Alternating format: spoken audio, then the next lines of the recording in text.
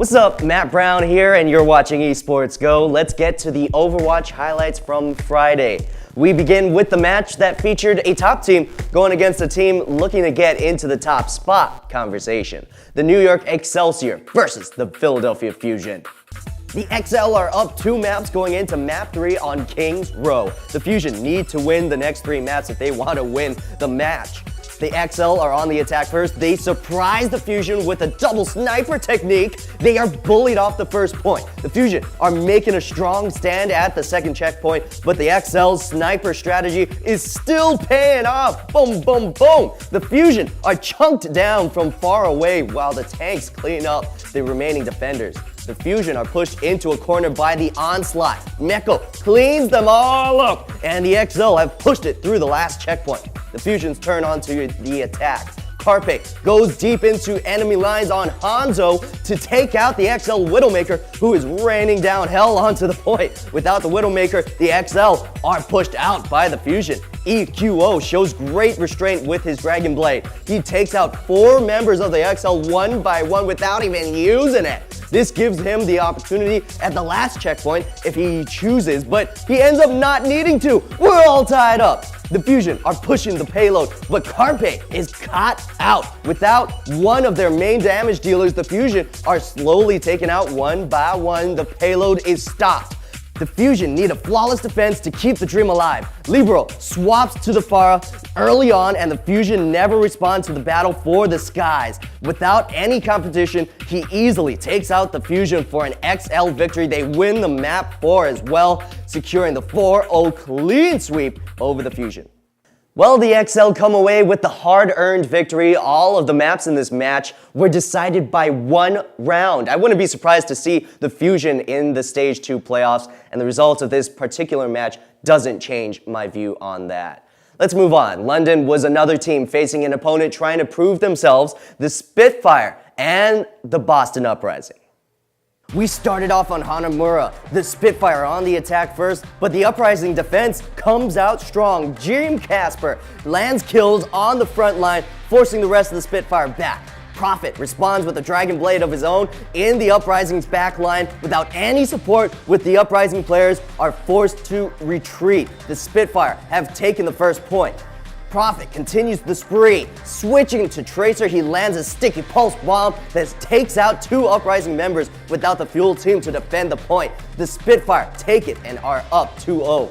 The Uprising need to respond now. Dream Casper lands a Dragon Blade that opens up the map completely. They take point A and rush to point B. Dream Casper lays down the covering fire from the back line. The constant damage and pressure is enough to secure the point. We're going to extra rounds. The Uprising are on the attack first, but they face 2 main threats. The first is Bird Rain, raining down bullets from behind them, and 2, an angry monkey with powerful fists pushes them all off the point. The Uprising are unable to get a single tick. The Spitfire take the side entrance, and Prophet seals the deal for his team with a hook that takes out Striker. Without their damage dealer and best point staller, the Uprising are taken out one by one. The Spitfire have taken map 1. They will go on to win the next 3 maps, taking a 4-0 clean sweep over the Uprising. The Spitfire cruise to another win here. They're just so well-rounded as a team. They were able to handle anything and everything the Uprising threw at them. London plays the LA Gladiators next. Another team looking for an upset. We'll see if that happens. Rounding it out, 2 teams in need of a win. The Florida Mayhem and the Houston Outlaws. Let's get to it. The Mayhem surprised everyone by winning the first 2 maps of this series. What was even more surprising is that the Outlaws were able to come back and win the next 2. We're on the tiebreaker map on Ilios. The Mayhem have the point first, but the dive on the Outlaws is too much for them to handle. The Outlaws take it for themselves. The Mayhem make a last stand for the point, but they are corralled into a small room and taken out by the combined effort of the Outlaws. They take round 1. In round 2, it is back and forth at first, but the combined effort of Linkser and Jake secure the point for the Outlaws.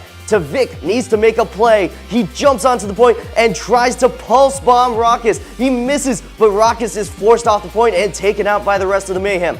Manitin is left defending the point, but the Outlaws overwhelm him and take it back. The Mayhem are left with a very little time to get it back. Linkser hops back and forth around the point to help secure kills on 3 players. The Outlaws hold the door as the reinforcements arrive for the Mayhem. They come up just short of keeping it in overtime. The Outlaws have reverse swept the Mayhem. The final score, Outlaws 3, Mayhem 2. Florida put up an admirable fight in this one. It's always good to see real improvement from the teams at the bottom of the standings. For Houston, they were fortunate enough to wake up and get the win. This performance is nowhere near good enough to beat the teams they want to beat. Now moving on to everyone's favorite segment, the heroes and zeros. My hero for the matches yesterday is none other than Jonex of the New York Excelsior. Most times, a 1v1 between a Tracer or a Genji and a support player will be in favor of the Tracer or Genji. Not in the case if your name is Jonex. The man was on fire yesterday. Now my zero is for the Florida Mayhem. Zappis arrived yesterday, which is great. What's not great is that he didn't play. And you know what? Zappis could have put them over the top in their back and forth affair with the Outlaws. It will probably take a little time for the Mayhem to work him in, so hopefully this zero will turn into a future hero in the coming weeks. Okay, we're taking a quick break. When we come back, we'll talk about some recent drama happening in the Overwatch League. Stay right here, it's The Go. Welcome back, it's Esports Go. The Overwatch League officially handed out fines and suspensions to a number of players Friday. Let's talk about that. Silk Thread of the LA Valiant seemed to have the least toxic violation compared to the others. He was fined $1,000 for account sharing, which is no doubt against the rules, but I'll have you be the harshness judge on the next few. Tyrung of the Houston Outlaws received a formal warning, which is by far the softest punishment of the day, but it was for an offensive meme, so we may have to keep an eye on him if he ever approaches the height of the next 2 violations. Taimu of the Dallas Fuel was fined $1,000 for saying an anti-gay slur on a recent stream of his, and he made a pinpoint target of another player and just berated that player unprofessionally. Some argue that the fine is nowhere near enough of a punishment. Lastly, Taimu's teammate, XQC, was actually suspended for 4 matches, seems like deja vu, and fined $4,000 for using a racially charged emote.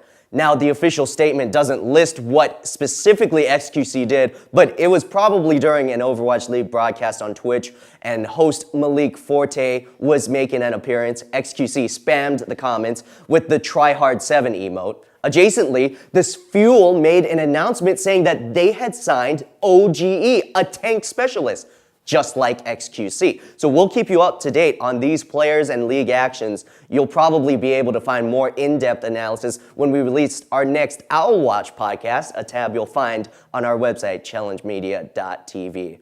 All right, stay right here. We'll take another breather and be right back. You're watching The Go. Welcome back, it's The Go. Let's look at the Overwatch League matches later on today. First, it's the London Spitfire and the LA Gladiators. Both teams have been looking good coming into this one. London's been more consistent all year long, of course, but the Gladiators could be onto something, especially if they can pull this one out. Next, we take a look at the New York XL against the San Francisco Shock. The Shock will really be an example of their name if they win in this match. New York is playing well lately and don't seem to be letting up anytime soon. In the last match, the Florida Mayhem take on the Dallas Fuel. Gosh, the Fuel need a win to keep the distractions from getting to them. The Mayhem might come into this determined after going the distance with the Outlaws Friday. All right, that's all we've got for now. Remember, we will be back tonight with the highlights from today's matches. Also, make sure to check out our website, challengemedia.tv, for all your gaming news and articles. Follow us on Facebook and Twitter as well. I'm Matt Brown. Thanks for watching Esports Go. See you later on tonight.